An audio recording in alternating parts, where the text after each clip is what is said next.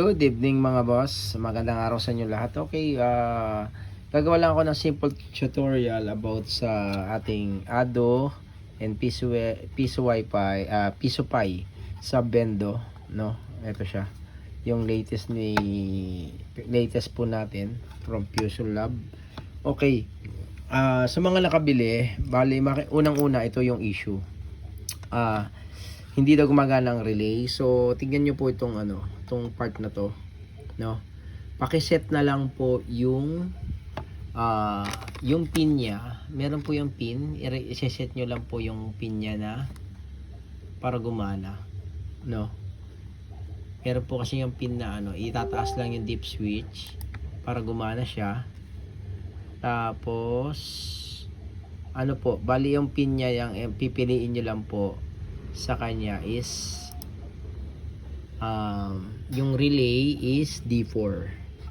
Yan, D4. Ito, angat nyo lang to.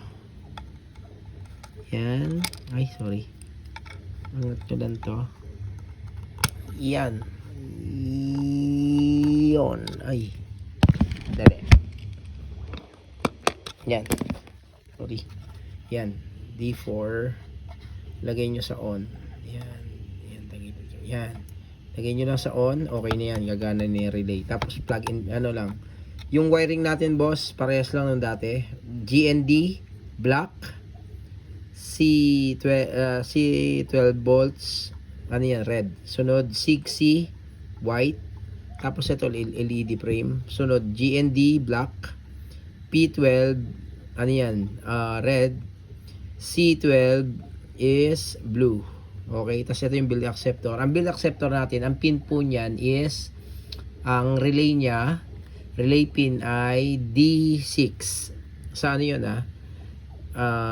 sa default ng Tapos ang signal pin niya is D2. Okay, maraming salamat mga boss.